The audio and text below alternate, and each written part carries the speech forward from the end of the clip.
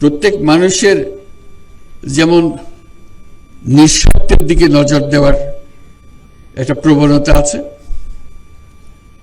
তেমনি প্রতি মানুষের মধ্যেই পরস্বার্থের দিকে নজর দেওয়ার একটা প্রবণতা আছে। এই দুটি একসঙ্গে আছে, কিন্তু আমরা দৈনন্দিন জীবনে এমন করে ফেলি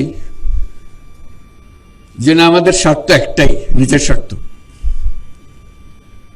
পরস্বার্থটা আমরা আস্তে আস্তে মুছে দিতে থাকি। আজকে আহ্বান জানানোর দিন এই সমাজ সেবা দিবসে যে আরেকটা অংশ আমাদের মধ্যে আছে, পরের জন্য সেবা, পরস্বার্থে কাজ করা, সেটাকে জাগিয়ে তোলা।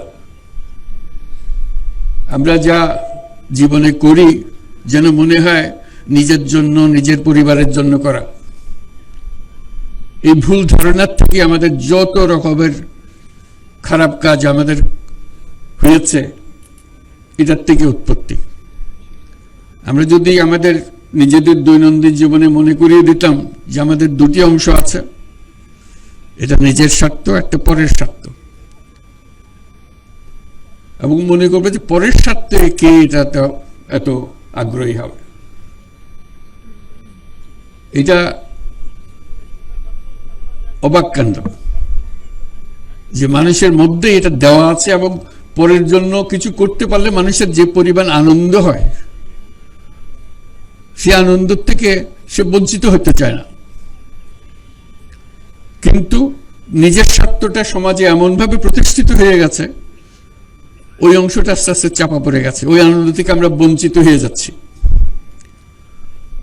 যে কারণে আজকে এই বিশেষ দিনে মনে করিয়ে দেওয়া যে আমাদের ক্ষমতা আছে, শক্তি আছে। যে সমস্ত সমস্যা আমরা চারদিকে দেখি, মনে করি যে এটা আমার কাজ না, আমার কাজ হলো টাকা পয়সা রোজগার করা, ওই কাজটা সরকারের উপরে ছেড়ে দিয়ে ওরাই করবে। এটা ভুল ধারণা। আমাদের যে শক্তি আছে, ব্যক্তির যে শক্তি আছে, সেই শক্তির কাছে সরকারের শক্তি নস্যি, মোটে তুলনা করা যায় না। আমাদের শক্তি, ব্যক্তির শক্তি, এটা প্রচন্ড শক্তি। একবার শুধু তাকে উন্মোচন করা, জাগিয়ে তোলা, সে জাগিয়ে তোলার দায়িত্ব নিয়ে আজকে সমাজ সেবা দিবস। আমরা যেন এটা করতে পারি। আমরা যেমন ব্যবসা করি, অনেক টাকা রোজগার করি, চেষ্টা করি টাকা রোজগারের জন্য, মুনাফা অর্জন। যে যত বেশি মুনাফা করতে পারে তত আনন্দ পায়। এটা হলো নিঃস্বার্থের ব্যবসা। একটা কিছু চিন্তা করে দেখেন, পরস্বার্থে ব্যবসা হয় কিনা। এটা কিন্তু নাই, আমাদের প্রচলিত চিন্তার মধ্যে আমাদের কাছে নাই। আমরা সেই কথাটাও মনে করিয়ে দিতে চাচ্ছি, নিঃস্বার্থে যেরকম ব্যবসা করা যায়, পরের স্বার্থেও ব্যবসা করা যায়। যে ব্যবসার থেকে আমি নিজে এক পয়সাও মুনাফা নেব না, যাবতীয় যা কিছু করছি পরের স্বার্থে করছি, এবং সেই টাকা যা রোজগার হবে সেই ব্যবসার মধ্যে থেকে যাবে, এতে আমি আনন্দ পাবো। মুনাফা করে যেরকম আনন্দ পাই,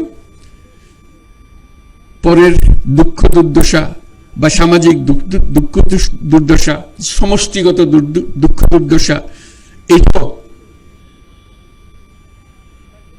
অ্যাড্রেস করার জন্য, এটাকে সমাধান করার জন্য আমরা আনন্দ পাই। সেই কারণে আমরা উৎসাহিত করি সবাইকে, যাতে এই ব্যবসা, যে পরের স্বার্থে ব্যবসা, যেটাকে আমরা সামাজিক ব্যবসা বলি, সেই ব্যবসাতে উৎসাহিত হয়।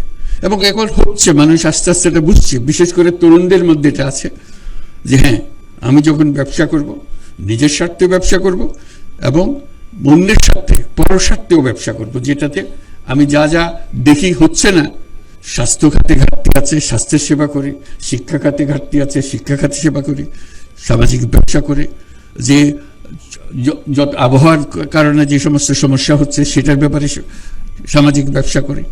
এগুলো করলে আমরা, এই যে বললাম যে সরকারের যে ক্ষমতা,